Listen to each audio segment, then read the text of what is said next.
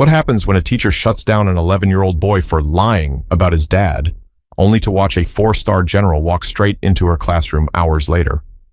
Braxton Morrow never wanted the spotlight, but that morning it landed on him like a weight he couldn't step out of, and it hit him right in the middle of room 12 with 24 pairs of eyes watching. "Braxton, that's enough," Mrs. Jolene Faraday snapped, cutting straight through his quiet voice. "We've talked about making up stories for attention." The room stiffened.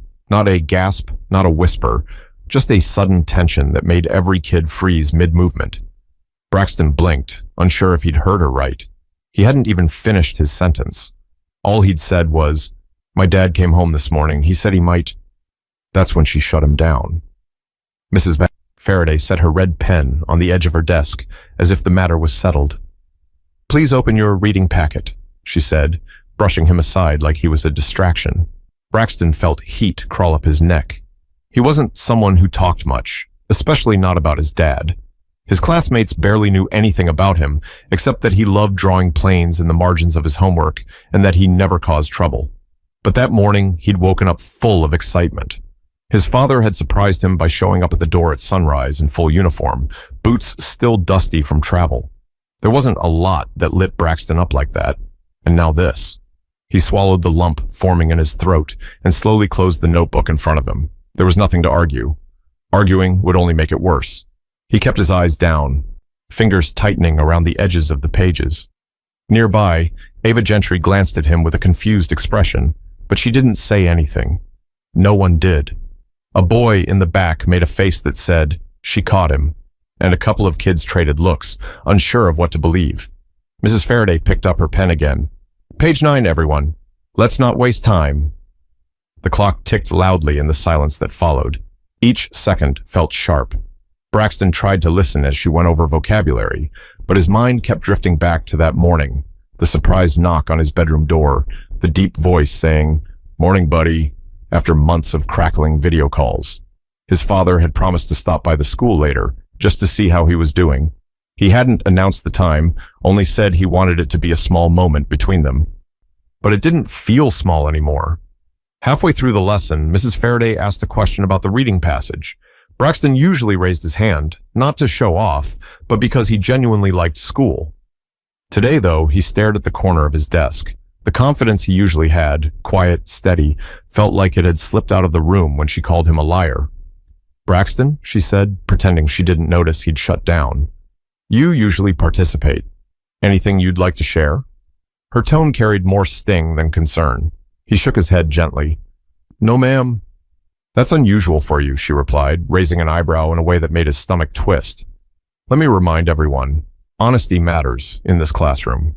A couple of students glanced at him again. This time the looks were different, curious, wondering, doubtful. Braxton pressed his lips together. He wished the floor would open up and swallow him whole. By the time they reached the mid-morning break, the whispers had begun. They weren't loud, but they were enough. "I think he made the whole thing up. He doesn't even talk about his dad." Why would he lie, though? Kids don't always try to be hurtful, but rumors don't need bad intentions to sting. Braxton walked to his cubby, pretending not to hear anything, pretending not to care. But he could feel the eyes. He could feel the shift. He could feel how quickly a room could turn on you when an adult put a label on your name. He moved slowly, trying to make himself smaller, trying to stay unnoticed. He wasn't angry. He just felt something hollow settle in his chest, something that made it hard to meet anyone's gaze. He sat back at his desk as the class returned, his heart beating faster every time he thought about his father coming later. How would Mrs. Faraday react when she saw him? Would she think Braxton had convinced someone to pretend? Would she even believe the truth when it stood in front of her? For now, all he could do was wait. But the day was far from finished, and the next moment, waiting for him would change everything in that classroom. By the time the first lunch bell rang, the story had already twisted itself into something Braxton didn't recognize. Kids didn't wait for permission to talk about what happened. They carried the moment like it was exciting news, passing it from table to table as if they had personally witnessed a scandal. Braxton walked into the cafeteria slowly, tray in hand, eyes fixed on the floor. He hoped he could blend in. He hoped the noise of the room would swallow everything, but the whispers stuck to him like little hooks. He said his dad was coming back from some mission, Mrs. Faraday told him to stop lying. Why does he say stuff like that? He sat at the end of a long white table, placing himself a few seats away from two boys who were already mid-conversation. One of them, Trevor Ansley, looked over as Braxton sat down. Trevor wasn't mean, but he had a talent for repeating stories the way kids repeat jokes, loudly and without thinking. "Hey," Trevor said to the boy next to him, not bothering to lower his voice. "That's him. That's the one who said his dad was coming to school." The boy beside Trevor, a kid named Seth Loring, leaned forward to get a better look. "But Mrs. Faraday said he made it up, right?" "Well, yeah," Trevor replied. "Why would she say that if it wasn't true?" Seth shrugged like the logic was obvious. Braxton kept his head down, moving his food around his tray without really eating. He wished he could disappear. It wasn't the first time a rumor had made the rounds at Crestwood Ridge Elementary. Rumors were practically a sport here, but this time the rumor was about his father, the person he admired the most. Ava Gentry approached the table slowly. She wasn't Braxton's best friend, but she was one of the few people who didn't jump on rumors without thinking. She sat across from him and leaned forward. "Hey," she said gently.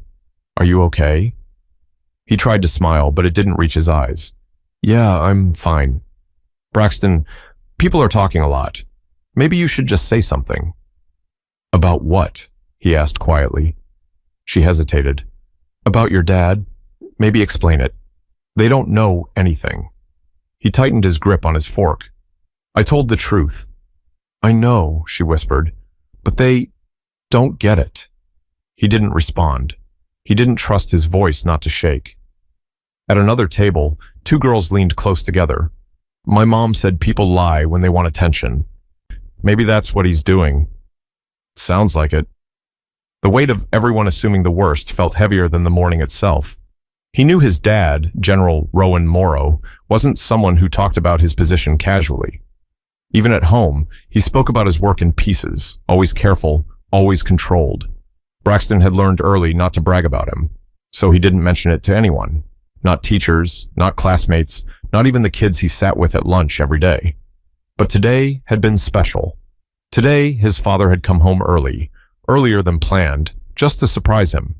And Braxton had been proud, really proud.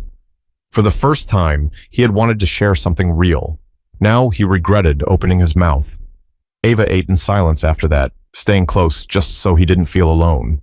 Everyone else continued feeding the story like it was entertainment. Meanwhile, Braxton tried to breathe normally, pretending every new whisper wasn't aimed directly at him. After lunch, the playground wasn't any better. Small groups formed near the swings and the hopscotch squares. A couple of kids from another class came by to ask questions, which was nothing more than thinly disguised curiosity. "So, is he really coming to school?" a girl asked. Braxton kept his tone calm. "Yes." "Like, today?" "Yes." "Why?" Before he could answer, Mrs. Quimby blew her whistle in the distance, signaling the end of recess. Braxton exhaled, relieved the questioning was over for now. As the kids lined up, Seth murmured loudly, "He's still pretending." Braxton's shoulders tightened. This whole thing had grown faster than he expected. With every new voice, the room of doubters felt bigger. When they returned to class, Mrs. Faraday acted like the morning never happened. She dove straight into math instruction, her tone brisk and rehearsed. But the adults weren't the problem anymore. The chain reaction she set off was. Braxton tried to focus on long division, but the numbers blurred. All he could think about was the moment his father would walk through those doors. Would people go quiet? Would they apologize? Would anyone believe him then? Mrs. Faraday called out a problem. "Braxton, go ahead and give me the answer." His heart dropped. He looked up slowly. "I didn't get that far." She sighed loudly, the kind of sigh meant for an audience. "You're usually much more prepared. I really hope today isn't another example of you." She stopped. Not fully. Just long enough to glance at the class before deciding to move on. But Braxton caught it, and it stung deeper than anything the kids had said. But as the minutes ticked by, something was already shifting in the front office. Something heading straight toward room 12. The day had gone sideways so quickly that Braxton barely recognized the feeling sitting in his chest. But if anyone had seen his morning, the real start of his day, they would have understood exactly why he'd spoken up in class, even though he almost never talked about himself. 6 hours earlier, before the sun had even stretched over the houses in their Sacramento neighborhood, someone knocked softly on his bedroom door. "Hey, you awake?" a deep voice asked. Braxton shot up in bed. He knew that voice instantly. It was one he'd replayed in his head every night since his dad left for his most recent deployment. He scrambled to the door and pulled it open. His father stood there, General Rowan Morrow, still in full uniform, the same one Braxton had only seen through grainy video calls for months. His boots were dusty, his hair slightly disheveled, his eyes tired but bright. "Dad?" Braxton whispered, barely believing what he was seeing. Rowan opened his arms and pulled him close, hugging him tight. "Yeah, buddy. I'm home." Braxton didn't say anything at first. He just held on, eyes squeezed shut, afraid the moment would disappear if he blinked too long. His dad's heartbeat was steady, strong, familiar. It was the safest place he knew. Rowan pulled back slightly. "You're taller," he said. "I leave for a handful of months, and suddenly you've grown 3 inches. Braxton laughed quietly. "It's only 1 inch. I'm sticking with 3. They went to the kitchen, where the early light through the blinds cast long lines across the counter. Rowan poured himself a glass of water and leaned against the island, watching his son grab cereal. "Your mom at work already?" Rowan asked. "Yeah," Braxton said, pouring milk. "She said to tell you she'll be home early today." Rowan nodded softly. "I'll see her then." They ate in a comfortable silence. It wasn't awkward. It was the kind of silence that fills in all the gaps after months apart, the kind where every small moment feels bigger than usual. When Braxton finished, he wiped his mouth and hesitated before speaking. "Hey, Dad?" "Yeah? Are you really coming to school today?" "That's the plan," Rowan said, adjusting the cuff on his uniform. "I want to check in, meet your teacher, see how you're doing. It's been too long." Braxton's eyes lit up. "Can you come before lunch?" Rowan raised an eyebrow playfully. "Trying to show me off, huh?" "No," Braxton replied quickly, then softened. "Maybe a little," Rowan chuckled. "I'll stop by sometime this afternoon. I want it to be a surprise." "Okay," Braxton said, but inside he was buzzing. His dad didn't get to visit school much. His schedule was unpredictable, always shifting, always pulling him far from home. Braxton understood it, even if he didn't always like it. But today felt different. Today was theirs. Before they left for school, Rowan placed a hand on Braxton's shoulder. "Hey," he said softly, "I'm proud of you. I know it's hard when I'm away so much, but you've handled it better than most adults I know." Braxton felt his face warm, but this time not from embarrassment. "Thanks, Dad." Rowan tapped him gently on the chest. "And remember, you don't have to hide who I am or what I do. You don't have to brag either. Just be you. That's enough." Braxton nodded. The house felt lighter with his dad home. Breakfast tasted better. Even the bus ride felt easier. He kept glancing out the window, imagining how the day would go when his father stepped through the school doors. But things didn't turn out that simply. By the time he reached room 12, the feeling of confidence he'd begun the morning with was strong enough to make him raise his hand during the class discussion. He spoke carefully, choosing his words, not trying to show off, just sharing something honest. "My dad came home this morning," he'd said, trying not to smile too much. "He said he might..." And then it happened. Mrs. Faraday shut him down before he could finish, before he could explain anything. The same excitement that had filled him just hours earlier drained right out. He replayed that moment as he sat at his desk later, tracing the corners of his notebook with his fingertip. He thought about how his dad would react if he knew. Rowan had always taught him to speak the truth with confidence, even when it wasn't easy. But confidence didn't matter if no one listened. He wondered if maybe he should have stayed quiet. Maybe he shouldn't have tried to talk in the first place. His father had told him not to hide things, but maybe some things were better kept to himself. The clock on the wall clicked toward the afternoon, each minute feeling heavier. And still, he watched the door, waiting for the moment his father arrived. Waiting for something to finally break the weight sitting on his shoulders. But while Braxton waited in silence, Mrs. Faraday was about to get a call that would shift the entire day in a direction no one in room 12 expected. Mrs. Jolene Faraday was not the kind of teacher who liked surprises. She liked structure. She liked control. And most of all, she liked to believe she had a solid read on every kid in her classroom. So when the phone on her desk rang in the middle of her social studies lesson, she paused with clear irritation. She picked it up. "This is Mrs. Faraday." A brief silence. Yes, I see. Well, what kind of visitor? Her tone softened slightly, but her eyebrows pulled together. A parent? Now? The class watched her carefully, though most pretended not to. Braylon Cortez dropped his pencil on purpose just to lean over and eavesdrop. Mrs. Faraday pressed her lips into a tight line. Yes, all right. I'll be there in a moment. When she hung up, she didn't look at the class right away. She straightened a stack of papers that didn't need straightening. She smoothed her blouse as if preparing for something formal. Then she walked to the door, heels tapping sharply against the tiles. I'll be right back, she said. Everyone continue working quietly. Her eyes shifted, almost unconsciously, toward Braxton. He kept his gaze toward his worksheet, pretending he didn't notice her hesitation. The air between them felt thick, like something neither of them wanted to acknowledge. Once she stepped into the hallway, the door clicked shut behind her, and the classroom erupted with low whispers. Maybe it's someone's mom. No, she looked nervous. What if someone's in trouble? Braxton stayed silent. He didn't let himself imagine anything. He didn't want to hope. Not after how the day had gone. Out in the hallway, Mrs. Faraday walked with quick, stiff steps. She rehearsed possible scenarios in her mind. Maybe a parent was upset about a grade.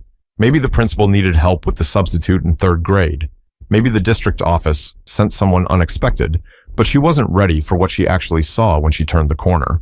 Principal Howard Rourke stood near the office doors, hands clasped tightly in front of him. And next to him, a tall man in full Air Force uniform, posture straight, presence steady, ribbons lined across his chest with absolute precision. The fluorescent lights overhead reflected off the metal pins on his jacket. He didn't look impatient or angry, just quietly powerful, the kind of person who didn't need to raise his voice to command a room. Mrs. Faraday, Principal Rourke said, clearing his throat, this is General Rowan Morrow. He's here to pick up his son. The world seemed to tilt for just a second. Her voice caught.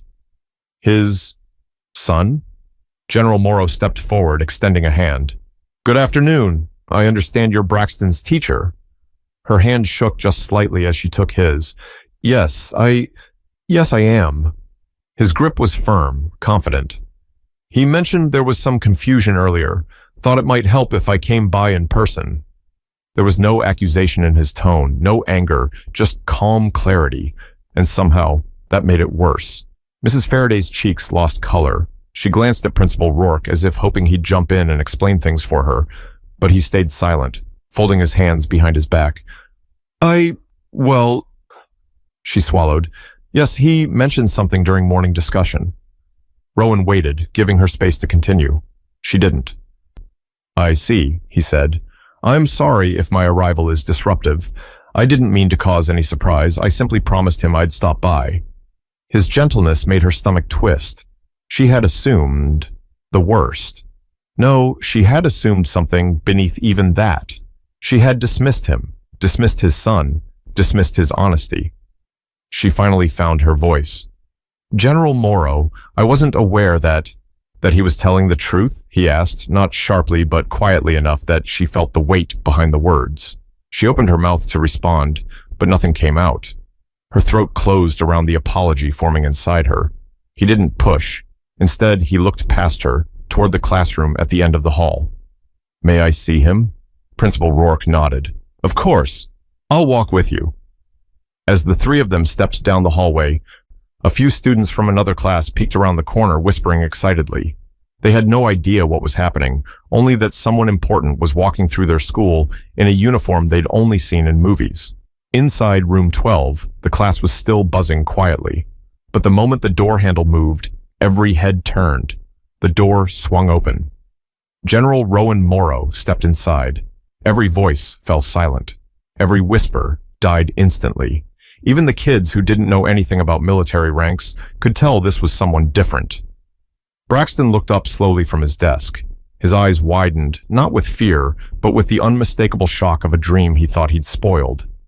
Dad? He breathed. Rowan gave a small, warm smile. Hey, buddy, ready to go? At the front of the room, Mrs. Faraday stood frozen, hands clasped tightly, watching a truth she denied walk right past her. But the moment wasn't done, because what happened next would spread through the hallway faster than any rumor ever had.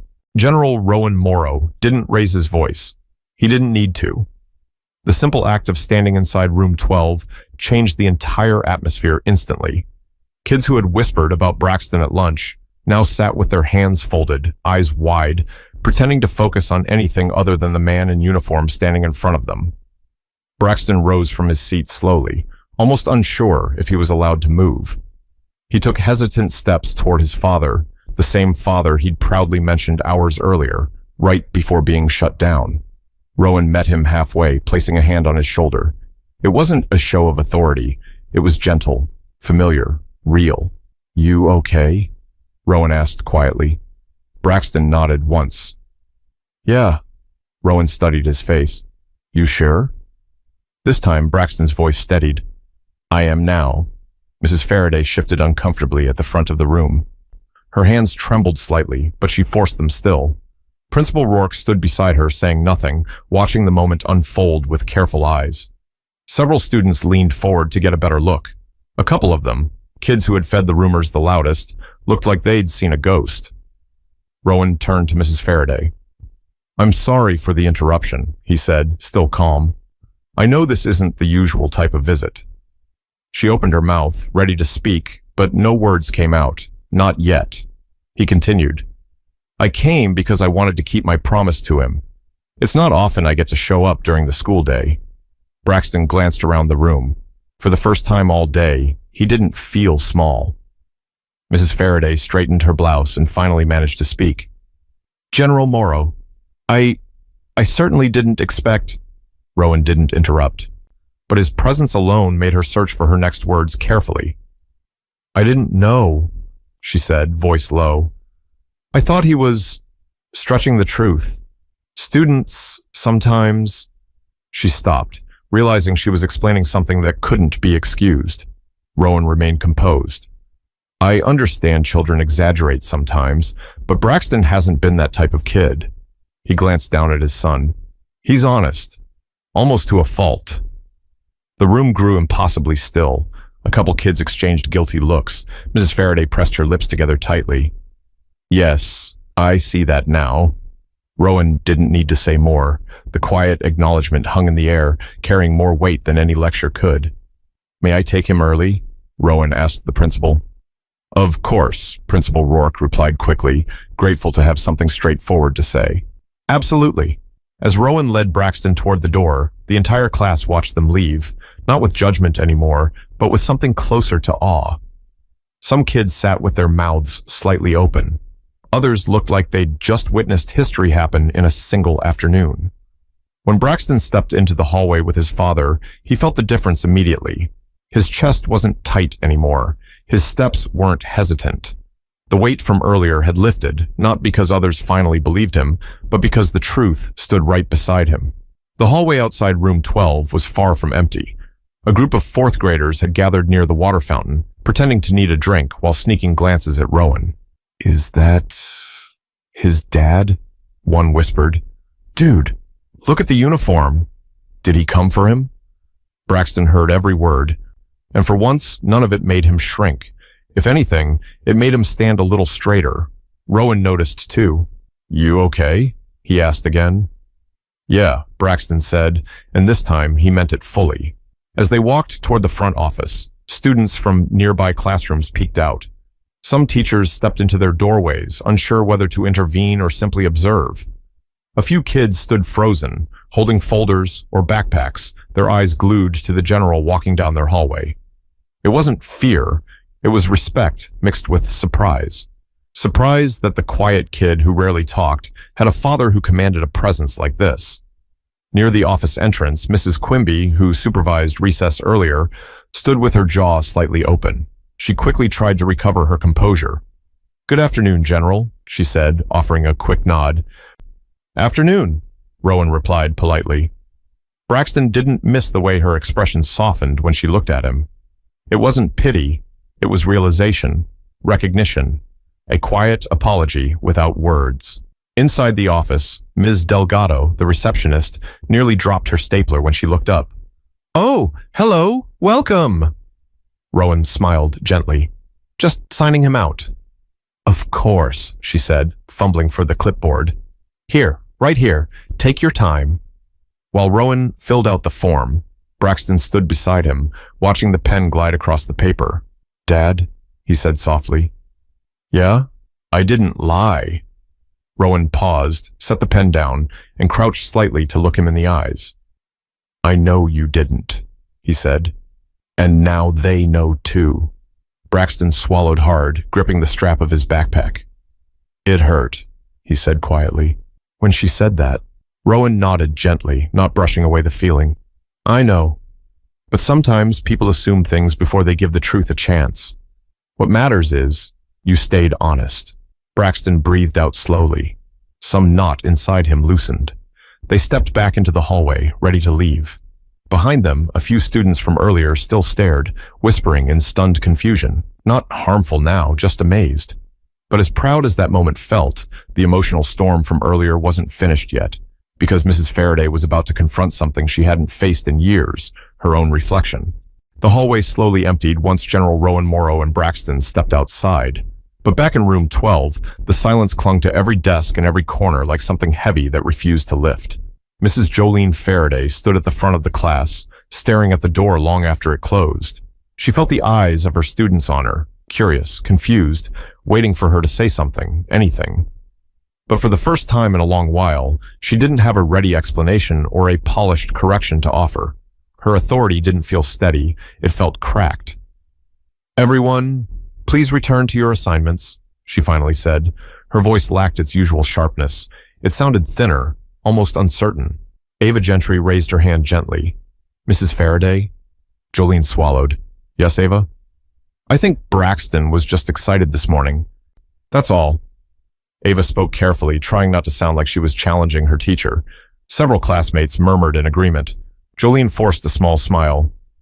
"Thank you, Ava. Let's settle down now." But even that felt flimsy. The energy in the classroom had changed, and she knew it. While the students bowed their heads over worksheets, Jolene sat at her desk, fingers tapping anxiously on top of her gradebook. Her mind spiraled back to that morning.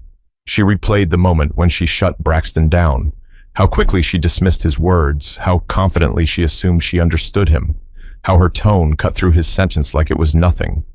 She could picture his face perfectly, the way he had shrunk into himself, the way he had clutched his notebook, the way she ignored his silence afterward because it was easier than confronting what she'd done. She squeezed her hands together. "What was I thinking?" she whispered under her breath. Jolene wasn't blind. She knew she had formed assumptions about Braxton over the past months. He was quiet. He didn't talk about his family. He didn't share much during show and tell days. In her mind, she had built an entire false narrative about him without ever asking real questions. And now the truth had walked in wearing a uniform. Her heart thudded painfully.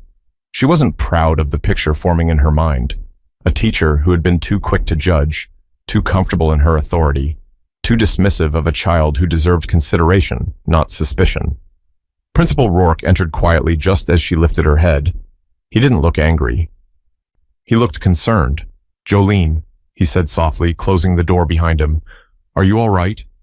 She nodded, though her voice shook. "I didn't know. I truly didn't know." "I understand," he replied, "but we need to talk about how it happened." She looked down at the edge of her desk. "I made an assumption." He pulled a chair beside her. "A strong one." "I thought he was exaggerating," she said, embarrassed. "Kids do it. They tell stories. I thought I was correcting him." Rourke lowered his tone. "But you didn't ask him. You didn't give him space, and today, that mattered." Jolene's throat tightened. "I know." The principal didn't pile on. He didn't lecture her. Instead, he sighed quietly. "You're a good teacher, Jolene." But even good teachers slip when they forget to see their students as kids with whole lives beyond these walls. Her eyes burned, but she blinked rapidly to keep them dry. "I don't want to be the kind of teacher who hurts someone." "I don't think you meant to," he said gently. "But intent doesn't erase impact." She breathed in shakily. "I need to fix this. I need to apologize to him." "You'll get that chance," Rourke said. "But don't just apologize. Reflect. Ask yourself what made you jump to that conclusion." She nodded slowly. Outside, the last bell of the day rang. Students began packing their bags, eager to leave. A few kids shot hesitant glances her way, uncertain of their teacher now, unsure how to behave around her. Trust was delicate, and hers had taken a hit. After dismissal, Jolene walked through the empty classroom, picking up stray pencils and eraser pieces just to keep her hands busy. The room felt too quiet now, too revealing. She thought about Braxton walking down the hall next to his father, a man who carried himself with quiet strength.